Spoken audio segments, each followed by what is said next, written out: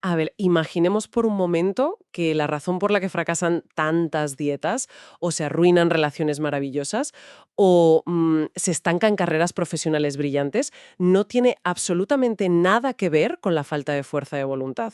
Ya, es que eso cambia el paradigma por completo. Totalmente. Y si resulta que en realidad el cerebro humano está ejecutando un plan de protección increíblemente sofisticado, es una de esas ideas que te obligan a replantearte todo lo que creemos saber sobre el éxito y el fracaso.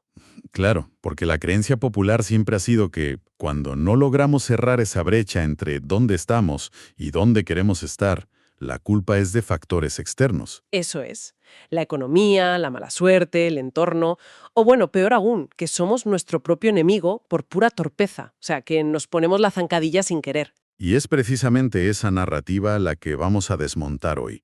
Porque descubrir que esa barrera invisible es una construcción propia, diseñada milimétricamente por la mente inconsciente para mantenernos a salvo, pues cambia las reglas del juego. Ya, no es torpeza. Exacto, no es torpeza. Es un instinto de supervivencia mal calibrado. Madre mía. Pues en esta inmersión profunda vamos a adentrarnos en los conceptos centrales de La montaña eres tú, el libro de Brianna West. Y nuestra misión aquí no es hacer un simple resumen de lectura, ¿verdad? No, que va. La idea es trazar un mapa anatómico del autosabotaje. Queremos que quienes nos escuchan entiendan cómo se construyen esos muros invisibles, por qué la mente los levanta y, bueno, lo más crucial, cuál es el mecanismo exacto para derribarlos. Exacto. Y para arrancar, creo que hay que entender la metáfora que da nombre a todo este análisis, o sea, esa idea de que la montaña es uno mismo. Mm. Históricamente siempre hemos usado la montaña como símbolo de un obstáculo externo titánico, o bueno, a veces como una cumbre espiritual a la que hay que llegar. Claro, el típico reto a superar. Eso es. Pero la perspectiva que plantea Wist tiene raíces geológicas muy literales. A ver, en la naturaleza, una montaña se forma cuando dos placas tectónicas chocan. Hay una fricción brutal ahí. Brutal, sí. Hay una presión insostenible entre dos fuerzas opuestas y la Tierra no tiene más remedio que elevarse. Pues en la psique humana, el proceso es idéntico. O sea, un choque interno. Exactamente. Esa montaña personal que bloquea el camino se alza por la colisión de dos necesidades contradictorias. Por un lado está la mente consciente, que tiene ambiciones, que quiere una pareja sana o un buen trabajo. Y por otro, la mente inconsciente. Sí, la mente inconsciente que está absolutamente aterrorizada por el cambio y pisa el freno a fondo. Es como prepararse para escalar el Everest con toda la ilusión del mundo y a mitad de camino darte cuenta de que la mochila pesa una barbaridad porque está llena de piedras. Ya, piedras que uno mismo ha metido ahí. Exacto, piedras que nosotros mismos hemos metido. Y para visualizarlo mejor aún, es como tener un filtro anti-spam en el correo electrónico. O sea, en su día lo configuramos para que fuera súper estricto porque, yo qué sé, recibíamos demasiados virus. Claro, y cumplió su función, nos protegió en ese momento. ¿Nos protegió? Exacto. Pero años después, ese mismo filtro empieza a mandar a la papelera correos importantísimos, ofertas de trabajo o mensajes de seres queridos. Y todo porque detecta ciertas palabras clave que asocia equivocadamente con un peligro del pasado. Es un ejemplo buenísimo. El filtro no está roto. De hecho, está haciendo su trabajo a la perfección. Claro, hace lo que le dijimos. Eso es. El problema es que las reglas con las que opera están completamente obsoletas. Y el peligro de ese filtro anti-spam emocional es que opera completamente en la sombra, Sin que nos demos cuenta. sin que nos demos cuenta. Y por eso llegamos a la primera gran revelación de este recorrido. El autosabotaje nunca es un castigo autoinfligido. A menudo la sociedad empuja a pensar que quien arruina una buena oportunidad lo hace porque, en el fondo, es masoquista. O que siente que no merece el éxito, la típica frase, ¿no? Exacto. Y la realidad clínica es fascinante. El autosabotaje es simplemente un mecanismo de afrontamiento. Es una estrategia de protección. Lo cual, a ver, rompe por completo el mito de la falta de inteligencia o de la torpeza. Quien se autosabotea está intentando resolver un problema. Y hay un pasaje en el material sobre el psicoanalista Carl Jung que ilustra esta mecánica mental de una forma magistral. Ah, sí, la historia de su infancia es increíble. Tela con la historia. Cuando Jung era un niño, de unos 12 años más o menos, sufrió una caída en el patio del colegio. Se golpeó la cabeza contra el bordillo. Y en ese microsegundo de dolor y aturdimiento tuvo un pensamiento fugaz. Pensó, qué bien, quizá no tenga que volver a ir a la escuela. Fíjate qué asociación tan rápida es el cerebro. Brutal. Resulta que Jung sufría una ansiedad social paralizante, odiaba el colegio y se sentía totalmente inadaptado. ¿Y sabes qué pasó a partir de ese momento? Que empezó a desmayarse, ¿verdad? Exacto. Empezó a sufrir desmayos esporádicos e incontrolables todos los días. Es que el análisis de ese caso es oro puro para entender cómo operamos. La mente de Jung inventó una neurosis física, un síntoma real y súper debilitante, solo para evitarle un sufrimiento emocional que consideraba insoportable. Es fuerte, ¿eh? Muy fuerte. Para su cerebro inconsciente, los desmayos eran una solución brillante. Cumplían el objetivo principal, que era mantener al niño alejado del entorno hostil de la escuela. Y ojo, porque hacemos esto constantemente de adultos. Totalmente. Creamos distracciones, enfermedades psicosomáticas o fracasos programados para no tener que enfrentarnos a aquello que realmente nos aterra. Pero claro, a ver, si nos paramos a pensarlo, esto genera una disonancia cognitiva tremenda. O sea, si el cerebro humano es producto de millones de años de evolución, una máquina perfecta diseñada para optimizar nuestra supervivencia, ¿por qué elige soluciones que acaban destruyendo el futuro de una persona? Ya, parece un contrasentido. Es que lo parece. Desmayarse para no ir al colegio te salva hoy, claro, pero te arruina la vida adulta si no aprendes a socializar. Pues la respuesta está en cómo entiende el tiempo nuestro sistema nervioso autónomo. A ver, la mente inconsciente no tiene la capacidad de proyectar a 5 o 10 años vista. O sea, ¿no piensa en el futuro? Para nada. No le importa la jubilación ni la realización profesional. Opera como un médico en una sala de urgencias haciendo triaje. Su único objetivo es garantizar la supervivencia en los próximos 5 segundos. Madre mía, en modo pánico total. Exacto. El autosabotaje es ponerle un torniquete a una hemorragia. Detiene el sangrado inmediato y proporciona un alivio temporal inmenso. Pero claro, si se deja puesto demasiado tiempo, se pierde la extremidad. Claro, gangrena emocional. Tal cual. Funciona como un sistema de confort rápido frente a miedos irracionales que casi siempre se programaron en la infancia. Es decir, que en el fondo reaccionamos a fantasmas, y el análisis profundo de estos miedos irracionales nos lleva a entender asociaciones verdaderamente perversas. Pensemos, por ejemplo, en alguien que, durante su niñez, vio como un referente familiar que tenía muchísimo éxito económico, enfermaba repentinamente y lo perdía todo. Eso marca muchísimo. O alguien que creció en un entorno donde constantemente se repetía que el éxito atrae la envidia y destruye a las familias. Pues claro, el cerebro de ese niño toma notas y graba a fuego una regla irrefutable. El éxito te hace vulnerable. Y esa regla se queda ahí, latente. Eso es. Y años después, cuando esa persona adulta está a punto de cerrar el contrato de su vida o lograr un hito enorme, el inconsciente hace sonar todas las alarmas. Sabotea el proyecto, genera una procrastinación extrema o, no sé, provoca una discusión absurda con el jefe. Y todo única y exclusivamente para mantener a esa persona alejada de esa supuesta vulnerabilidad. Y lo más curioso es que el alivio que se siente tras ese fracaso es completamente real. ¿Así? Sí, la tensión desaparece porque el inconsciente dice, casi logramos el éxito. Menos mal que lo arruinamos a tiempo, ahora volvemos a estar a salvo. ¡Qué locura! Es una victoria absoluta para la parte primitiva del cerebro, pero claro, una tragedia para la vida consciente. Claro. Y esto nos lleva a preguntarnos, ¿cómo se manifiestan estas alarmas de incendios en nuestra rutina diaria? Y sobre todo, antes de que sea demasiado tarde para apagar el fuego. Porque claro, el autosabotaje rara vez se presenta con luces de neón advirtiendo del peligro, ¿no? ¿Qué va? Ojalá fuera tan fácil. Suele disfrazarse de razones súper lógicas. Y aquí hay un concepto en la fuente que resulta profundamente contraintuitivo. A ver, el mayor detonante del autosabotaje no es el trauma o el estrés negativo. Muchas veces la gente no se resiste a lo malo, sino que entra en pánico frente a lo bueno. O sea, le tenemos miedo a que nos vayan bien las cosas. Suena raro, pero sí.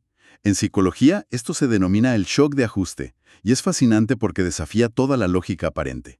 Supongamos que la línea base emocional de una persona durante las últimas 2 décadas ha sido, el modo supervivencia. Vale, alguien que ha vivido en constante tensión. Exacto. Ha vivido inmersa en estrés, problemas financieros o igual relaciones tóxicas. Su sistema nervioso está adaptado para navegar tormentas. Entonces, de repente la vida mejora. Consigue estabilidad, una relación sana, paz. Y el cuerpo no sabe qué hacer con eso. Lejos de relajarse, su cerebro lo interpreta como un territorio alienígena. La falta de problemas se percibe como una amenaza inminente, simplemente porque es un entorno desconocido, donde sus habilidades de supervivencia en crisis ya no sirven. Es brutal esto. O sea, quien ha vivido siempre en una casa llena de goteras, ruidos e inestabilidad, y de repente se muda a una mansión súper silenciosa y segura, no disfruta del silencio. Se vuelve loco esperando a que el techo se derrumbe en cualquier momento. Y el silencio se vuelve ensordecedor. Totalmente. Exactamente. Y para aliviar esa angustia de la espera, muchas veces el individuo prefiere derribar el techo por sí mismo. Sabotea esa relación maravillosa o crea un conflicto innecesario en el trabajo, porque el cerebro prefiere 1000 veces un infierno conocido donde sabe perfectamente cómo reaccionar, a un paraíso desconocido donde se siente vulnerable. El caos se ha convertido en su zona de confort, básicamente. Eso es. Y este shock de ajuste alimenta una serie de patrones cíclicos que realizamos en automático casi todos los días. El análisis destaca varios que son auténticos agujeros negros de energía. Sí, uno de los más evidentes es el sesgo de negatividad, que básicamente consiste en preocuparse obsesivamente más por lo que no se quiere que por lo que sí se quiere. Toda la energía cognitiva se destina a prevenir desastres imaginarios y, claro, dejas el depósito vacío para construir la realidad que de verdad deseas. Y otro síntoma muy prevalente es el intento de que absolutamente todo importe. Uf, eso agota solo de pensarlo. Ya te digo, es una táctica de distracción brillante de la mente. Al estresarse por detalles minúsculos, no sé, por el comentario de un compañero de trabajo o por una tarea trivial, se agota la fuerza de voluntad.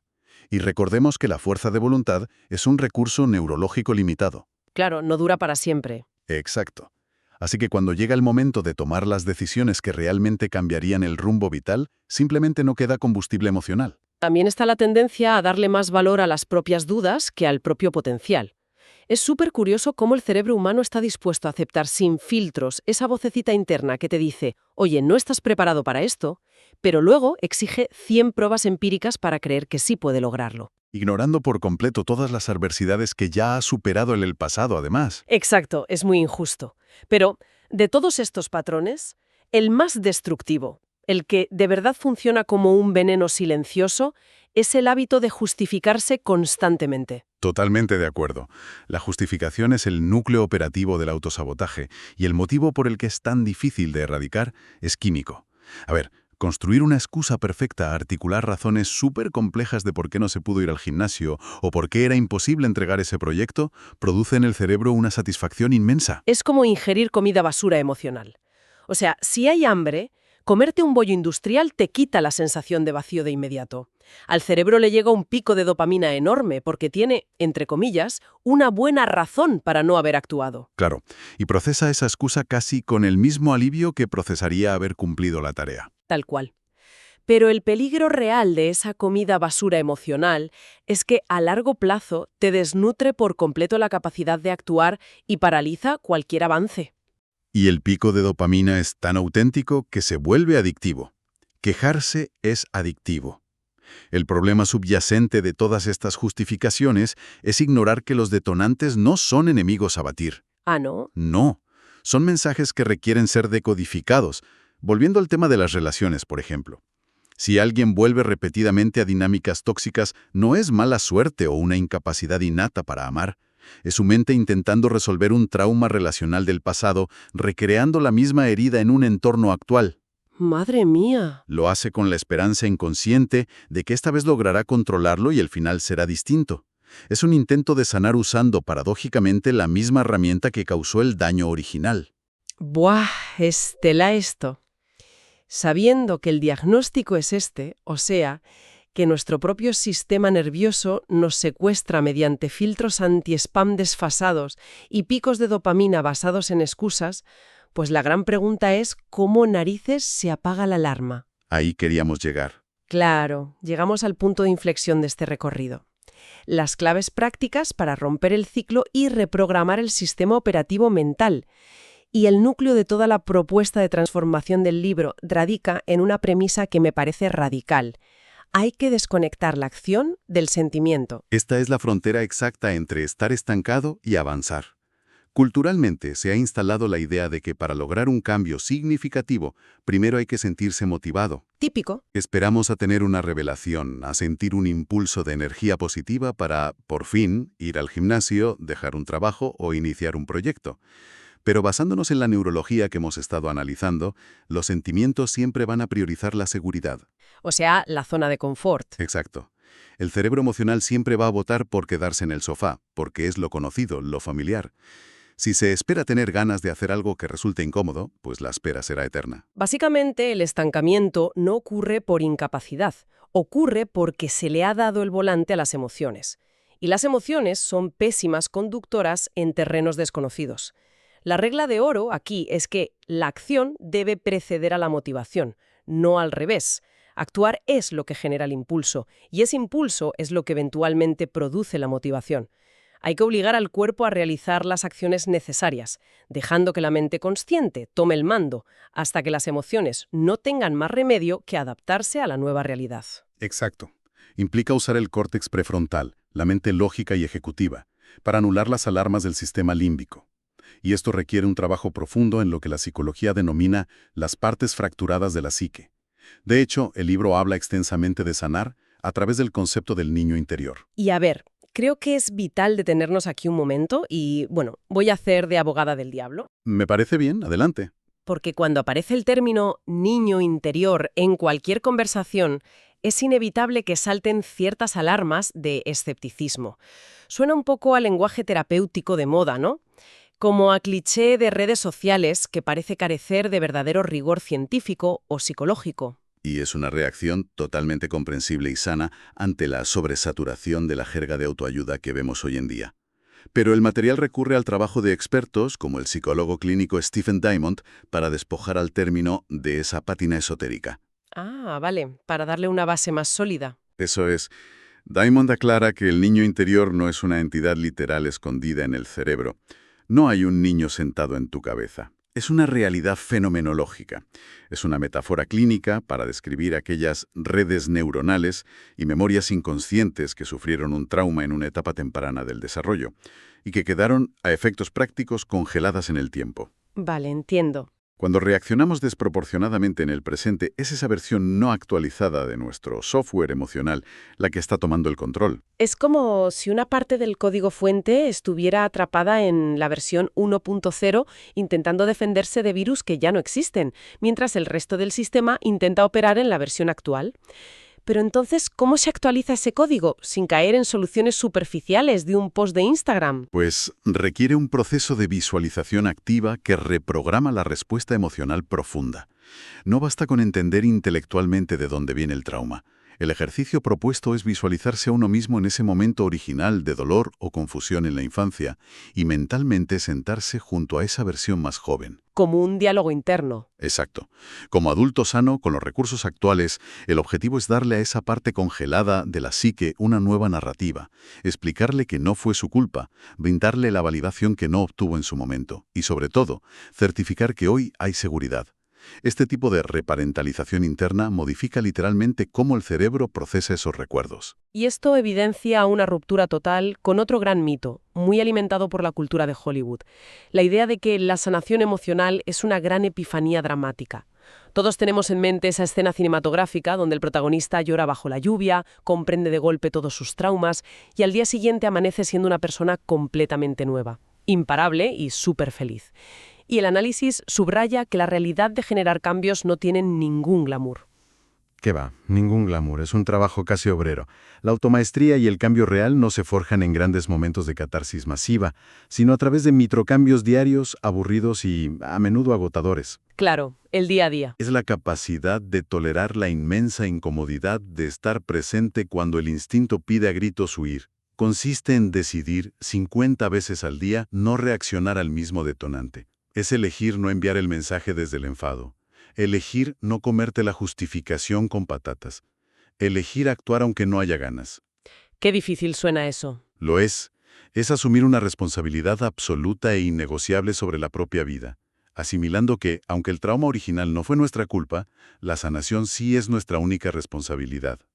Es que dejar de operar en modo víctima es el paso definitivo para salir de la base de la montaña, y esto nos permite hacer una síntesis panorámica del recorrido que hemos trazado hoy, porque hemos partido de la base de que esa brecha frustrante en la vida no está custodiada por las circunstancias, sino por nosotros mismos. Eso es. Y hemos visto que el autosabotaje era, en el fondo, un mecanismo de protección obsoleto. Un filtro anti-spam que nos salvó en su momento, pero que ahora nos boicotea, alimentado por el miedo a la vulnerabilidad y esa adicción química a las propias excusas que comentabas. Y hemos llegado a la conclusión de que silenciar esas alarmas exige decodificar los detonantes diarios, priorizar la acción por encima de la motivación y realizar el trabajo invisible de sanar las versiones congeladas de nuestra mente. Y hay algo vital aquí. Dime. La crisis que empuja a alguien a enfrentarse a todo esto no es una señal de que esté roto sin remedio. Al contrario, como refleja el material, la crisis es una implosión necesaria. Es la presión tectónica que destruye la vieja estructura, porque la persona que éramos ya no tiene la capacidad de sostener la vida que estamos intentando crear. Es el preludio de una supernova. Me encanta esa imagen.